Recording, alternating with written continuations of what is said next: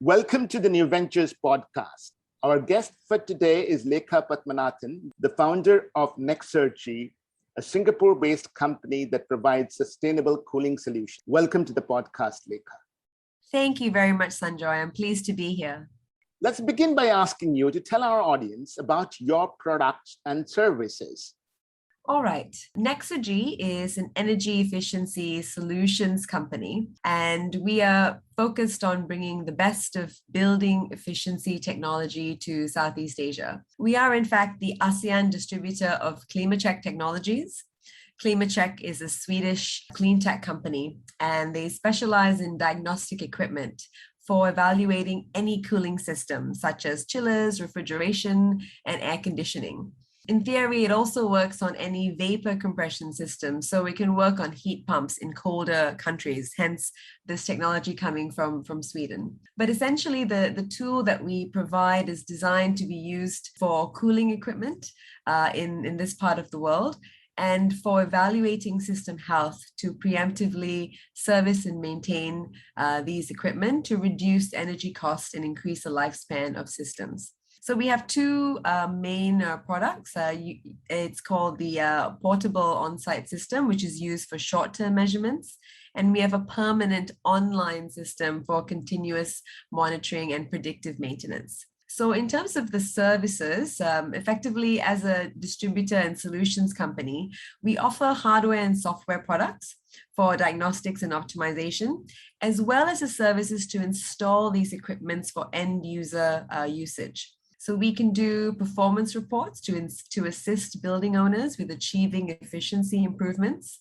And for those that want to build the internal capability themselves, we also provide the training and technical support on how to use the hardware and software and to do the analysis and basically the best ways in which they can leverage the data that the technology provides in order to troubleshoot, measure and verify and optimize their equipment. Right. So your diagnostic solutions not only help your customers run their systems better and achieve better efficiencies for what they want to do, heating or cooling, but I suppose it also means that it exposes the leakage of HFCs. Would that be a right kind of summary? Yes, exactly. The refrigerant that is used changes phases that when it absorbs and releases heat. These refrigerants are HFCs, hydrofluorocarbons, and these are greenhouse gas materials that have global warming potential. You have a portable solution, which seems to be like a one-time check, and then you have a permanent solution. So do your customers graduate from one to the other? And how do they pay for these two different services? Yeah, that's a good question. There's no right or wrong way to start, but usually the portable system is used at the beginning. We use it to help customers understand what is their system health today? How is your system performing today? It allows us to very conveniently bring this carry kit that we have from site to site and able to measure any cooling system in a non-invasive fashion. That means we can connect our tool while doing normal business as usual operations without having any downtime. We don't need to drill bore any holes and shut down the system. Things can be done non-invasively during normal operating hours. And this is used to detect any inherent issues. It can be used to measure and verify and to troubleshoot and optimize the system. So it's naturally a good way to start for customers that are not sure what their saving potential is. This can help to do a performance gap measurement to assess that. But it only provides you a snapshot. It provides you a snapshot of system health, because the moment we take down the system, you lose any visibility on any data and findings that the system has highlighted. And so it's a good place to start. What we suggest then, after issues have been highlighted, there need to be improvements that are done. And then we suggest the online system to be put on after. And the online, as its name suggests, is connected 24/7. Its primary function is the same. It's made up of the same sensors and meters, data migration principles and analytics. However, its purpose is to do continuous monitoring and fault detection. So where the on-site portable system measures performance, identifies faults, the online tool is there to police the process and ensure that the optimized performance continues. And if there's any performance drifts or unexpected occurrences, they are immediately brought to attention and addressed. The truth about mechanical equipment is that it performs a repetitive function on a continuous basis. The only change to this is operating conditions, which is how you control the equipment, and also environmental stresses like different temperatures and humidities that fluctuate in our climate. So these changes create a little bit of unpredictability, but otherwise the system should be running in a continuous fashion. But over time, there are changes in the system. There are drifts that occur, and these can be picked up when you have a continuous monitoring process. Things like faults and sensor drifts, parameters operating out of range. These are what contribute to inefficiencies and deterioration of systems. So they can only be detected when you do a comparative analysis through continuous monitoring. And of course, you need to know where to look and where to listen. So that's why we've got these two tools. So the services that we offer are audits that we do with the portable equipment. So what we do is we come to site, we connect our equipment to any of the chillers, air conditioning, or refrigeration systems that they feel have lost efficiency over time or are not operating very well. It might trip or shut off, or there's leaks occurring. They don't really know what the next step is. So we bring down our portable unit, which is for cooling equipment. So we connect to it non-invasively, and we take data for 1 or 2 days. And we go away with that, we digest that data, and we produce a report which presents the findings in terms of the performance and what it is today versus how it should be for a similar system working at those conditions. So that is a service that we provide, the audit and the performance report. There needs to be then a next step of fixing these issues, and we help to oversee this process. So we provide project management and support to oversee the improvement process. So that's what we do for the portable system as a service. We do the audits and the performance reports. And of course, for the online system, we provide the hardware, software installation, site configuration, project management to oversee the whole implementation. We also provide training, annual technical support for the in-house facility managers and technicians to use the tool. And we also provide ad hoc analysis and reports should they want us to continue their journey with them to do continuous monitoring and optimization. So Lekha, that's great. Could you just summarize, what do your customers get and how do they pay you for it? So our customers get an installed system for them to use to help them with their energy reporting and visualization of their cooling system. And how that is offered to them is in 3 parts. There's hardware, there's software, and there's services. So for hardware, it's usually an upfront cost, where services is charged annually, and hardware is an upfront cost. Software is a service that is charged annually. And we also offer ad hoc auditing and reports, which are as and when the customer requires that service. As hardware is usually the biggest sum of the whole project, they can decide if they want to pay for that upfront or if they would like to amortize that over a period of time, say 2 to 5 years. The annualized services that go along with the installed equipment is the web-based analytical software, a data plan, cloud services, as well as technical support for our customers to be able to use the equipment successfully. These services are charged on an annual basis. For the ad hoc reporting and audits that a customer might require us to do, this can be done as and when the customer feels that they need an additional level of service from us, and that is up to them how often and if they would like us to do it on their behalf. This is very interesting, Lekha. One thing that many energy efficiency companies do is that they sort of provide customers an opportunity to pay from the saving. You don't need to do that. That's called the ESCO model. I don't hear you say that you need that model. Is that right? Yeah, and we get asked to do that model quite often, but unfortunately, we're not going to that level of executing these savings because from our perspective, we're a technology provider and the services we provide are diagnostic and intelligent based in nature. We're not bringing our team to go down and, roll their sleeves up, get down into the ground and start fixing equipment. That's just not where we position ourselves. So we're not down the route of the ESCOs providing guaranteed savings or shared savings performance contracts.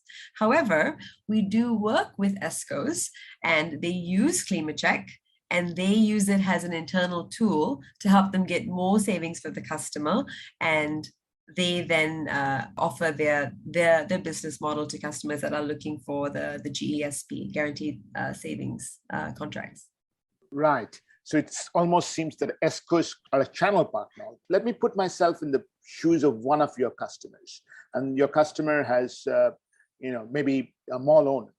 And, he contracts you and then he pays you for the hardware, the software, and the services.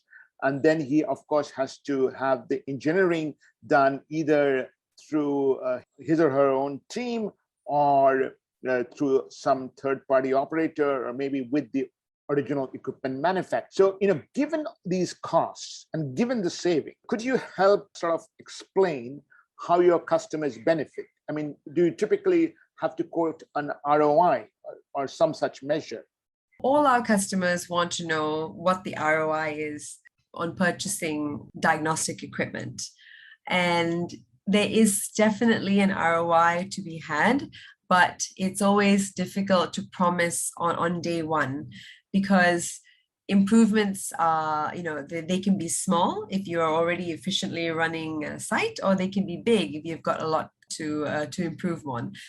Take a 3-year-old building that has brand new chillers and it just hasn't been operated very well, and versus a 25-year-old hotel that has never changed its equipment and it's just sort of fixed problems here and there, but it hasn't been running very well. So the first instance, that building could probably save 5% of energy, 10% of energy, but the hotel could easily save 45% of its energy from the chillers if it knew what to do.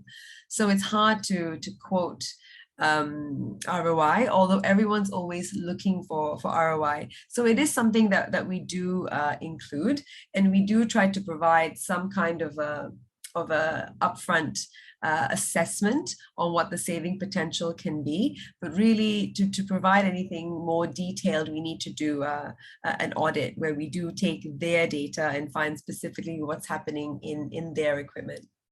I do think that that customers that need more support, that is something that we can offer, and we work through our partners. So we are a distributor. Nexergy Solutions is a distributor in ASEAN, and we have regional partners. So we have partners in Singapore, in Malaysia, in the Philippines, and in Hong Kong. And we have potential prospects on the ground that are looking for more than just the hardware and the software, but they want us to then go about help them with their sustainability goals. Then we bring in our partners who are ESCOs, consultants, servicing and maintenance, air conditioning specialists, as well as utilities.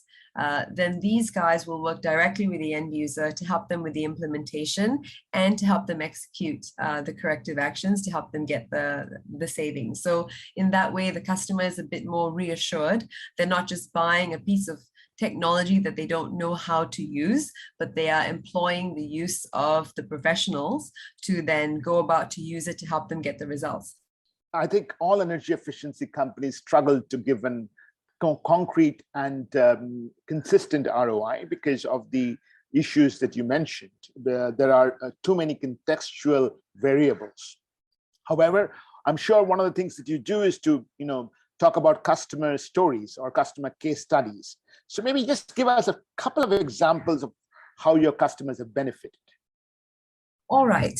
So I feel that one of the best things that we offer customers is visibility into the performance of their equipment. If we're talking about a customer that owns their building, they have a business that is so far removed from mechanical equipment. So they rely very heavily on third-party contractors or the equipment manufacturer who they've purchased their equipment from on how well the system performs. But they themselves do not have any insight into what's happening. And these equipments are not cheap, right? They are one of the more expensive equipments in the building, and they're very vital to operations, regardless if you're hospitality or a hospital or a school or a retail mall. They all need air conditioning to run. So these end users, the building owners, need these systems to work well, yet they have no expertise in this area. So they're very reliant. However, the cooling industry or the industrial industry for space cooling, the industry in Singapore as well as globally is largely fragmented, and its players have misaligned incentives. While the building owners want the system to run and they want to use as less energy as possible, the people that are setting up the system and running it just want to do what was said in the original tender, which is to do the maintenance on a monthly basis and check off the boxes that come on the list. They are not so inclined to make sure that there are no leaks that happen, the energy is not, consumption isn't going up over time. They have been contracted to follow a standard checklist of routine maintenance activities. And so we come in as a third party. We know that you can benefit further by getting visibility into your equipment. And this is a tool to do so. Because if the OEM comes along to say, you know what, your equipment is 6 years old, it's too old, you need to change it, the building owner that doesn't have the visibility or expertise in the area has to take that as the gospel truth because he doesn't know any better. So we are providing a tool to help him perform a self-evaluation of his own equipment. One of the cases that we did was, in the example, a 6-year-old set of chillers that is on a government site. It needed it was on the 6-year mark, and because it was a government site and it was green marks renewed, and every 3 years the green mark credentials needed to be recertified. And so on the second round of certification, which is year 6, the system was not able to meet the efficiency requirements of that green mark standard. And so the OEM suggested that the system was too old and the building owner had to buy new sets of chillers. And incidentally, it so happened that the new model had just come out. And so they brought in one of our partners that use ClimaCheck to do an investigative study. And we found out very quickly that there's nothing wrong with the system at all. The equipment was incredibly short of refrigerant. And going through with our assessment, and it needed them to okay us purging the system to weigh the refrigerant on the inside and compare that with what it was supposed to be. And lo and behold, it was short severely. Both these systems had over 100 kilos short each of refrigerant. We continued the process. We topped up the refrigerant. We made some other adjustments that was required. We were able to regain the efficiency again. So the system was actually working fine. It didn't need to be thrown out as what they had suggested.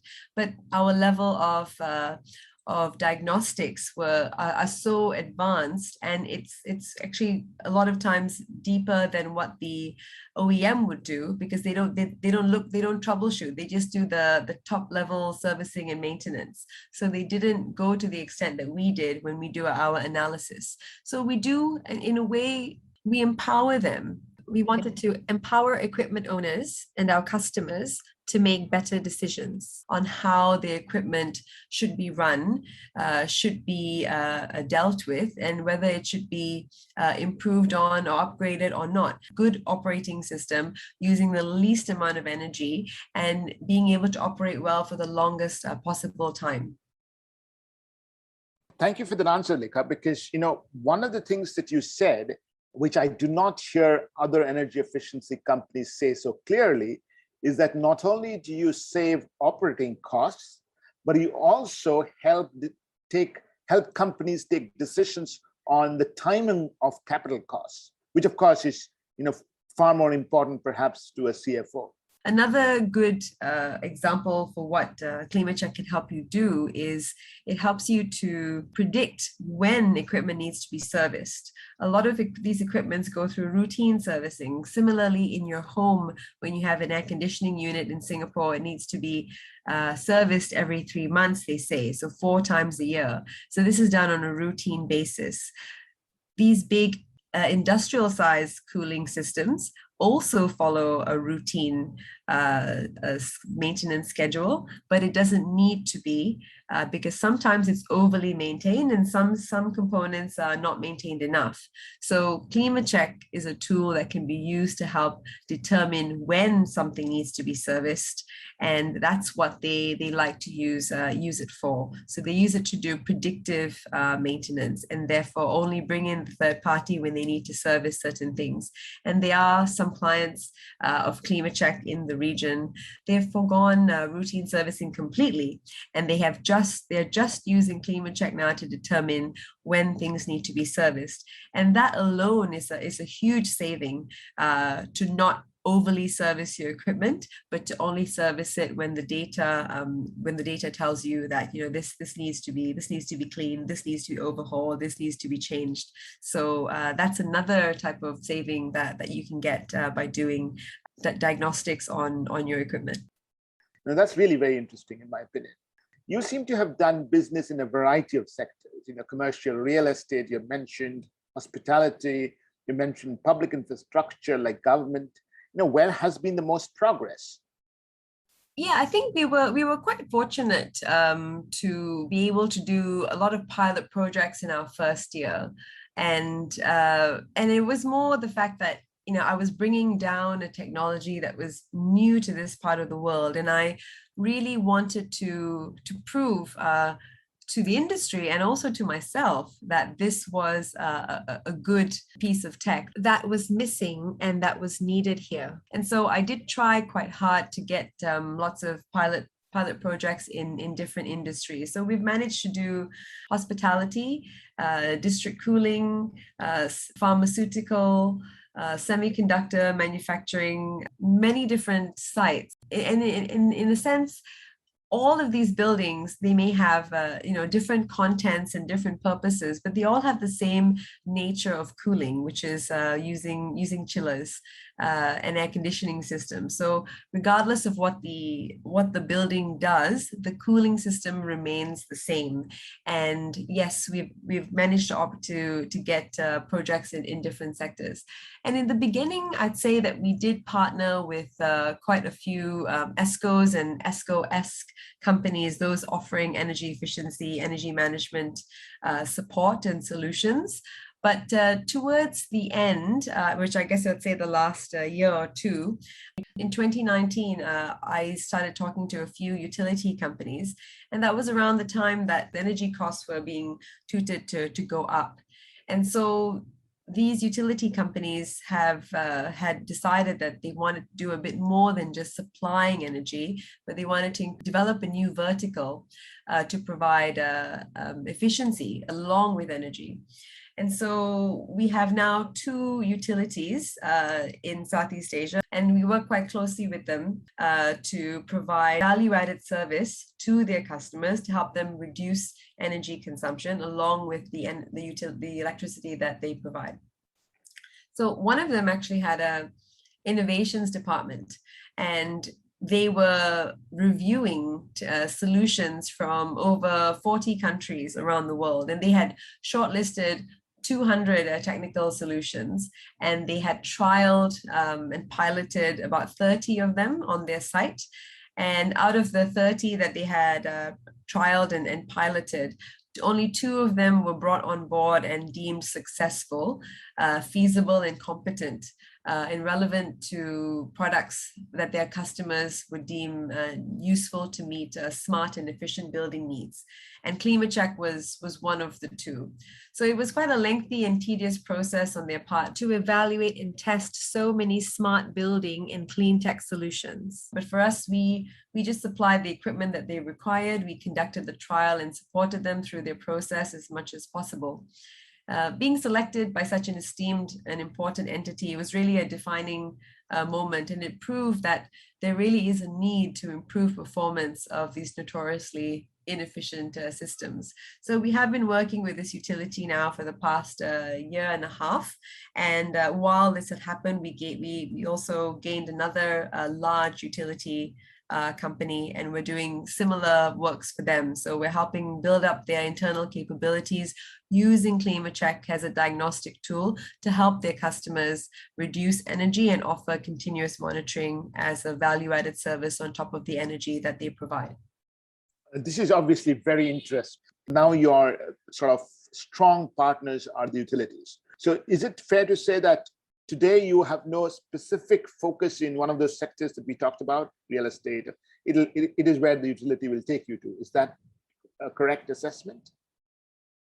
As a distributor, we see we're better positioned to work with those that have the direct contacts with buildings and equipment themselves. So as a distributor, we feel it's more empowering to work with companies that are providing direct services, not just in chillers, but in all types of energy consuming equipment. So these are ESCOs and utilities or other consultants. So I think instead of us focusing on a sector, I see the business going towards working with larger entities and being their consultant and technical solutions provider as a tool in their toolbox to offer holistic services to their customers. Because essentially, I mean, cooling is important, and it's very, very important in buildings and just in the world today with global warming looming upon us. But in the bigger picture, building is looking for reduce the carbon footprint, save energy, and that may be from more areas than one.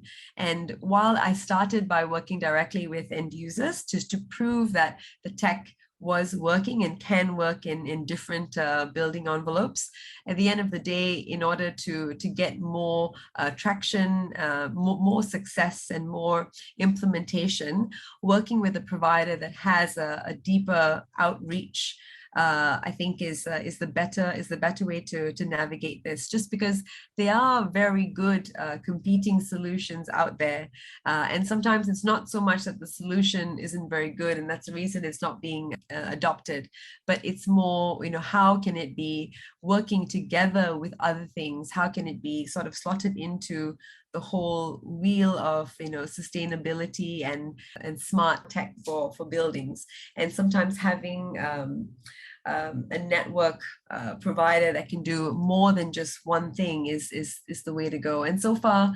that's where I've sort of found the improvements coming from in terms of our traction and outreach, is to work with someone that has a deeper sort of foothold in the industry with end users themselves, and empowering them with the equipment to do that. Absolutely.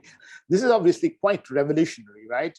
For a utility which makes money by selling electricity to actually help its customer save electricity is obviously, a very encouraging sign of the times. Could you let our audience know a little bit about the sort of thinking of these utilities? And I'm particularly interested in their innovation platform that you talked about. Yeah, you would think that, yes, a utility wants to make more money, and then to do so, they can do by selling more electricity. But the truth is that there's just so much competition out there with electricity providers, right? And everyone's sort of fighting for the last couple of cents per kilowatt hour, and it's really hard to differentiate yourselves. And so I think offering energy efficiency on top of electricity is a stark differentiator. It shows the end user that these guys are concerned about my well-being, my welfare, and about my carbon footprint. So I think it puts them on a step above. But also, deeper than that, I've also learned that there's a cost to generating electricity. And that is by putting up power plants. So these utility companies have a set amount of power plants, and they're able to plan their use for them and map how the trend of energy consumption will increase over time, and therefore create more supply to service the demand. And if they are, and if the projections show true, where energy consumption could increase by, 3-4 times by the year 2050, it means they have to cough up a lot of money in the beginning to put up to implement these power plants. And power plants are not cheap. They take many, many years to turn over, to recoup their investment back.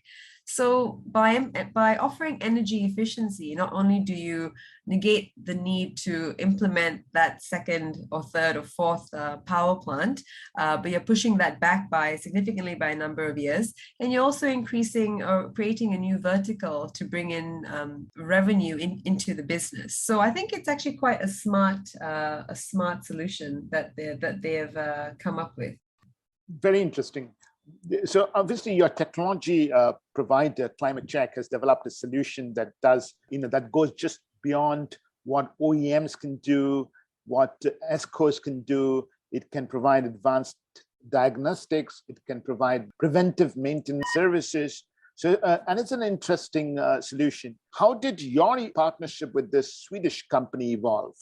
Yeah, so the company that I was working for before was an energy management company, and they used many different technologies. And so I always had my finger on the pulse when it came to energy efficiencies and technology, smart building tech. It was something that I was always quite interested in. And when I came across Climate Check, because one of our partners in the US was using it, I thought that this was absolutely brilliant. Why don't we have this here? Because every time I talk to a customer about helping them with their green mark goals or reducing energy consumption or operational excellence goals, it was always all about the chillers. Our chillers are not efficient. Our chillers are really old. Our chillers keep tripping. Our chillers are very expensive. And so then I came across Climate Check. I thought, well, this is the answer. And it turns out that they were trying to venture out into this part of the world, and they needed a foothold in the ground, someone's local network to set it up, which is actually why I decided that, setting up Nexergy was the right thing to do. And so Klaus Bergloff, who is the inventor of Climate Check, had come to the region several times, and he had done some projects around here. He knew Singapore. He knew a few of the businesses out here, and he gave me a lot of support to set this up. One of the things that drew me to Climate Check was actually their pace for innovation over time has rapidly increased. So Klaus himself is the one he's the inventor of Climate Check, and he patented the thermodynamic method that we use in the Climate Check tool in 1986. So that was quite a number of years ago, and he did this when he was doing his master's thesis in thermodynamics. And when the company founded themselves in 2004, it was at the time quite revolutionary to use tools like this to do on-site, on-field diagnostics in equipment. But he managed to put together a lot of good sensors and meters going into a little data logger to do the analysis into a software in the PC. But over time, as new technologies became evident, they became affordable. he slowly started moving all of this analysis into an online platform. So he developed the IoT platform to bring in all the data, the gateway to send it into the cloud, and the analytics capabilities that was capable to deal with this type of data. And so over time, they've continually improved their equipment, their processes, and even right now, we've just come up with new wireless sensors. They were wireless sensors on the market before, but they weren't really reliable. And now we've come up with better ones to help with taking in data points from other types of equipments around the chillers that also help with the cooling. So they are a company that is brewed in innovation. I feel they have really sort of taken this, progressively upgraded the system over time. So I work quite closely with them. I'm their distributor for ASEAN, and they have about 15 other distributors around the world. So how it works is they work directly with the distributors to provide the product to them and to provide any software updates and firmware updates that's needed. And the distributors are the one that work directly with our partners, our project partners, or the end users. So that way they focus on the distributors, and we are able to focus on building up the partner network in our areas. You're right, Lekha. I was looking at their website, and it obviously appears to be a very innovative and entrepreneurial company. It seems to be a very nice partnership between two entrepreneurial organizations, yours and theirs. And I'm sure it'll make a large impact on the ASEAN market. Which brings me to one question. You're obviously, you're not only targeting the market in Singapore, but you've already mentioned that you have partners and customers in other parts of the Asian region. Where is the bigger opportunity, in Singapore itself or in the other large urban centers of the region? Being based in Singapore made me really want to focus in Singapore, because Singapore is a little red dot, but there's still quite a lot of industrial work that happens here. Lots of commercial buildings, lots of people for a very small nation. And of course, the one of the better things is Singapore's ambition to be better and to be more green, energy efficient, and to abide by the Paris Climate Agreement goals. But there are many competing solutions here. And so I say regionally is a good area to focus. But I usually tend to go where I have active partners, because you always need a local touch point to be able to take things through to the end. And at the moment, we have partners, as I mentioned, in 4 countries in the region. And we have a new prospective partner in Thailand who has approached us, so we may venture into that area as well. But the thing with Southeast Asia is, there's a lot of cultural and language barriers, and just being in touch with the local scene. And so Singapore is the smaller market share, where Malaysia and Hong Kong, we're probably doing a bit more work there with them. And we're also working in the Philippines. So in the Philippines, we have one partner who is an ESCO, and they provide energy efficiency, energy audits, energy service contracting to their customers. I am also hoping to venture into Indonesia, but when we do have someone that's indicated interest, so it is something that we're building slowly. So really, I think ASEAN, there's a lot of opportunities all across. Singapore is home, and I think it's a great place to start. But I also love that we don't have to be limited to only working in Singapore, as many areas in Southeast Asia or around the world can really use improvements in cooling, especially with the demand of that increasing exponentially, it seems, in the next few years. Thank you, Lekha. Absolutely. You've already alluded to this, but I'm going to ask you again anyway. How is sustainable cooling so very important in the context of Asian cities adapting to climate change? Yeah, so cooling is it's a big thing, using air conditioning and fans to stay cool accounts for about 20% of the total electricity used in buildings. And I've read an IEA report recently that says that it actually means that air conditioning and cooling for space heating uses up 10% of all electricity consumption. So that is a significant proportion. So there's also a rising demand for space cooling that puts enormous strain on electricity systems. And that also adds up directly to driving up emissions. So IEA projects that as incomes rise and populations grow, as the world gets hotter, the use of air conditioning is expected to rise by 4 times. Proportionately, this means the energy demand for space cooling will more than triple by the year 2050. That equates to cooling accounting for as much energy as China and India use today. So it is quite significant. And of course, it adds to the urban heat island effect. So the need for cooling increases, and thereby leading to buy more cooling equipment increases. But the problem is not so much just buying the equipment, but they're not buying the efficient equipment. So it is cheaper upfront to buy cooling equipment that is not efficient, but it's more costly over the longer term. The most efficiently an equipment runs will not only produce a greater amount of cooling at the lowest emissions output, but it will also extend the lifespan of the asset itself. These are the goals we want to achieve when users are satisfying their need in purchasing and using cooling equipment. The Singapore's Ministry of Sustainability and Environment has recognized that every ton of greenhouse gas reduced will lead to tangible improvements in our environment. And since September, the tighter control measures were released and over how we can better manage refrigerant through beginning and end of life. So we're going to be shifting to climate-friendly refrigerants, so those with lower GWP. GWP is a global warming potential. Singapore is going to be phasing out refrigerants with high GWP, and they're going to mandate the recovery of spent HFC refrigerants. And this is all going to take effect in October 2022.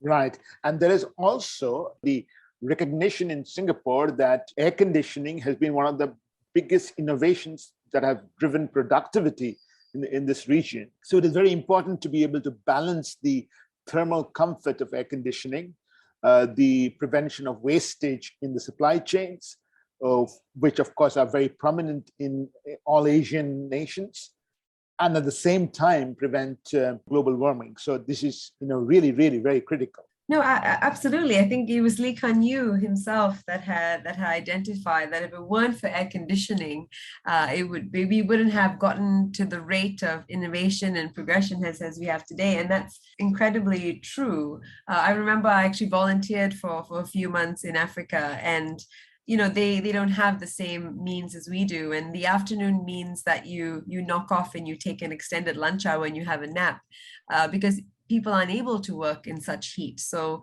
they don't have as many efficient hours to put towards their work as we do. So they are really critical infrastructures in buildings. And if we didn't have them, we really wouldn't be able to get to the rate of progress that we have today. But it does have a very large footprint in energy consumption, as well as the production of this equipment, the refrigerant that is contained within. So it does need to be managed properly.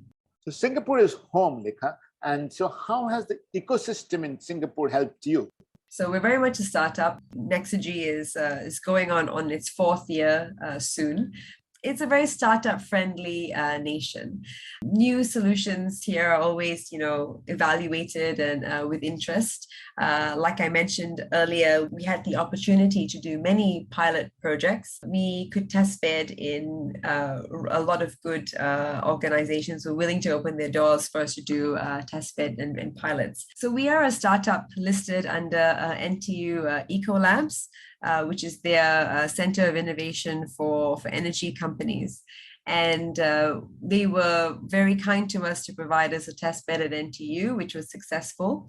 And they then went ahead to offer our solution to entities that were looking for their input on how they can be more energy efficient to help them with their smart building goals. So NTU Ecolabs has actually helped to introduce us to quite a few of the local entities in Singapore, which was very helpful in the beginning for us to get a head start and to build a name for ourselves with ESCOs and end users. So I think that partnership that we had with NTU Ecolabs has been invaluable. Nanyang Technological University.